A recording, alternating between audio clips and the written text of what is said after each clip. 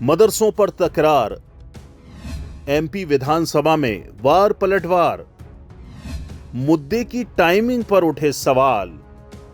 Budget सत्र के 5वें दिन विधानसभा में बीजेपी विधायक अभिलाष पांडे ने संविधान के अनुच्छेद 30 को खत्म करने के लिए अशासकीय संकल्प पेश किया। यह मदरसों जैसी अल्पसंख्यक शैक्षणिक संस्थाओं की स्थापना और प्रबंधन का अधिकार समाप्त करने से जुड़ा है। पांडे ने क्या कहा? जो बच्चे मदरसों में पढ़ते हैं उन्हें 10वीं और 12वीं में ओपन स्कूल से परीक्षा देनी पड़ती है। राष्ट्रीय शिक्षा नीति के तहत हम समान शिक्षा की बात करते हैं। मैं चाहता हूं कि अल्पसंख्यक बच्चे भी राष्ट्रीय शिक्षा नीति के साथ पढ़ाई करें, उनका भविष्य उज्जवल बने। इस दिशा में मेरा ये कदम है। अभिलाष पांडे के अशासकीय संकल्प पर प्रतिक्रिया देते हुए बीजेपी विधायक उषा ठाकुर और विधायक रामेश्वर शर्मा ने अवैध मदरसों को बंद करने की मांग कर डाली। देखिए, हमारी दूरी किसी से नहीं है। हम सबके राष्ट्रवादिता को प्रणाम करते हैं, पर कोई देशद्रोहिता का काम करेगा तो उससे हमारी दुश्मनी पक्की है। आपको लगता है मदरसों में देशद्रोह का काम चल रहा है? निश्चित रूप से। आप आसाम देखिए, जम्मू कश्मीर देखिए, सारी दूर क्या हो रहा था, कौन सा प्रशिक्षण प्राप्त कर रहे थे बच्चे वहां पर। आधुनिक तकनीकी शिक्षा के युग में उन्हें उस प्रकार की शिक्षा से जोड़ना निहायत जरूरी है। मदरसे जिनको मदरसा बोर्ड ने अनुमति नहीं दी, जिनको शिक्षा विभाग की अनुमति नहीं है, वो मदरसे कैसे चल सकते हैं? देखिए, एक तो अभी मैंने पूरा संकल्प नहीं देखा है, लेकिन ये है मजहबी आधार पर कोई भी शिक्षा भारत में होना थोड़ा खतरनाक होता जा रहा है। भारत की राष्ट्रीय जो शिक्षा का करण है, राष्ट्रीय शिक्षाकरण के तहत सबको शिक्षा मिले और सबको रोजगार मिले, ये भारत सरकार का भी सोच है और ये मध्य प्रदेश सरकार का भी सोच है। हम भी यही सोचते हैं, कोई भी मदरसा अगर वो मजहबी बात करता है और मजहब से अगर वो कोई दूसरी आतंकवादी गतिविधियों में सम्मिलित होता है तो ये दुर्भाग्य है।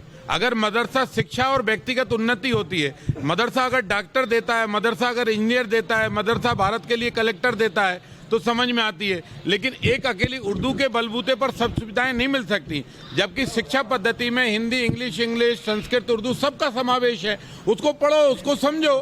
अकेली शिक्षा चलाकर नया तालीम से जो है नया ताइवान खड़ा करने की कोशिश मत करो। देखिए, जब भारतवर्ष में हम सारे भारतवासियों को एक दृष्टि से देखते हैं, सबको समान अधिकार प्राप्त हैं, तो किसी को भी शिक्षा अलग से क्यों देनी? वो देनी है तो केवल धार्मिक शिक्षा तक सीमित रहे तो समझ में आता है। लेकिन यदि कुछ ऐसे शिक्षा संस्थान चलाना जिनसे बुरहान वानी जैसे लोग पैदा हों, तो ये देश के लिए चिंता का विषय है। और यदि ऐसे किसी संस्थानों के खिलाफ कोई बात हो रही है तो मैं तो उसके समर्थन में हूँ। इस पर कांग्रेस विधायक आतिफ अकील ने कहा कि नरसिंह घोटाले से ध्यान भटकाने के लिए सत्ता पक्ष के विधायक मदरसों का मुद्दा उठा रहे हैं। नरसिंह घोटाले को दबाने के लिए स्पष्ट है कि नरसिंह घोटाले को दबाने के लिए ये सब मापदंड अपना रही है सरकार। और मुझे लगता है कि इन लोगों को शर्म आनी चाहिए इस चीज़ के लिए कि मदरसे के बारे में ऐसी बात कर रहे हैं। और ऐसे विधायकों को कहीं ना कहीं दूसरे मेंटली डॉक्टरों को दिखाने की जरूरत है। वहीं कांग्रेस विधायक जयवर्धन सिंह और विधायक रजनीश सिंह ने भी इसे ध्यान भटकाने की कोशिश करार दिया। अब देखिए, ये सब उसमें मतलब क्या है? मतलब ये सब ऐसी चीजें हैं जो जनहित के विषय हैं, उनसे ध्यान भटकाने के लिए भाजपा ऐसे मुद्दे सामने लाती है। भाई, आप बात करो हमारे प्रदेश के युवाओं की, बात करो रोजगार के बारे में, बात करो कि आज भी जो लाखों नर्सिंग छात्र भटक रहे हैं उनके लिए अभी तक क्यों कुछ नहीं हो पा रहा है, उनकी व्यवस्था क्यों नहीं हो पा रही है। हर प्रकार से आज के समय भाजपा के राज में बेरोजगारी चरम पर है।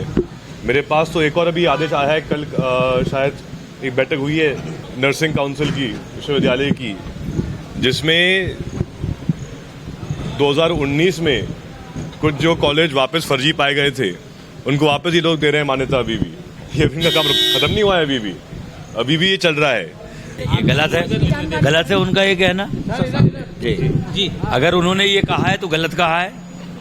और रही बात संकल्प की, तो मेरे को उसकी जानकारी नहीं है। मैं अभी सीधे सदन में जा ही रहा हूँ। अगर जानकारी मिलती तो आपसे चर्चा करूंगा। इस तरह का ये संकल्प लेकर आ रही है बीजेपी, तो आप लोग विरोध दर्ज कराएंगे क्या? अब नेता प्रतिपक्ष जी से बात करेंगे, उनका जो आदेश होगा वैसा करेंगे। अल्पसंख्यकों के साथ तो है ना सर? बता तो दीजिए क्या चीज? हम सबके साथ हैं। हर धर्म, हर जाति, हर संप्रदाय, हर वर्ग के लोगों के साथ कांग्रेस पार्टी खड़ी है। बाल संरक्षण आयोग के राष्ट्रीय अध्यक्ष प्रियम कानूनगो ने भी पिछले दिनों प्रदेश में संचालित मदरसों का मुद्दा उठाया था। आइए अब देखते हैं प्रदेश में संचालित मदरसों की स्थिति। प्रदेश में मदरसा बोर्ड से सहायता प्राप्त 1505 मदरसे संचालित हैं।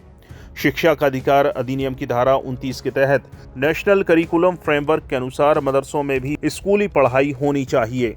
प्रदेश में बड़ी संख्या में ऐसे मदरसे संचालित हैं जिनमें सिर्फ दीनी तालीम दी जाती है। प्रदेश के उच्च शिक्षा मंत्री इंदर सिंह परमार ने भी अवैध मदरसों पर कार्रवाई की वकालत की है कि मदरसे भारत के संविधान के अनुच्छेद 30 के संदर्भ में संचालित होना चाहिए, जिसमें भाषाई अल्पसंख्यक और भाषाई धार्मिक अल्पसंख्यकों को अपनी धार्मिक शिक्षा देने का और भाषाई अल्पसंख्यकों को अपनी भाषा की शिक्षा देने के लिए अपने संस्थान चलाने का अधिकार है। लेकिन भारत के संविधान के अनुच्छेद 29 और 30 का दुरुपयोग करते हुए जो मार्केट में आए हैं, बाजार में आए हैं, वो लोग उस संस्थान में अल्पसंख्यक होते ही नहीं हैं और केवल संचालित करने वाले लोग होते हैं जो शासन की योजनाओं का लाभ लेते हैं और दुष्प्रचार में भी शरीक होते हैं। इसलिए इसकी फिर से व्यापक एक बार चर्चा होना चाहिए और सही अर्थों में भारत के संविधान के अनुच्छेद के अनुसार उनका एक प्रकार नियम प्रक्रिया तय होना चाहिए। देखिए, मदरसे सरकार संचालित करे या नहीं करे, सरकार ने बहुत सारे मान्यता के नियम बनाए हैं और उन नियमों का में हमने कई सारी बातें करने की कोशिश की थी पहले मदरसों में, और अभी भी सरकार उसके प्रति है कि जिन मदरसों में अवैध गतिविधियां चलती है वो मदरसे हाल हालत में बंद होना चाहिए और जो संचालित करते हैं उनके खिलाफ कार्रवाई होना चाहिए। सरकार कार्रवाई कर रही है। कुल मिलाकर मध्य प्रदेश विधानसभा में भले ही मदरसों का मुद्दा सियासी हो, ये भी मान लें कि नरसिंह घोटाले से ध्यान भटकाने की कोशिश हो, लेकिन ये भी जरूरी है कि अल्पसंख्यकों को भी आधुनिक शिक्षा दी जाए। ऐसे में मदरसों को बंद करने के बजाय जरूरत उन्हें आधुनिक बनाने की है ताकि दीन के साथ दुनियावी तालीम भी बच्चे हासिल कर सकें। ब्यूरो रिपोर्ट, चौथा खंबा।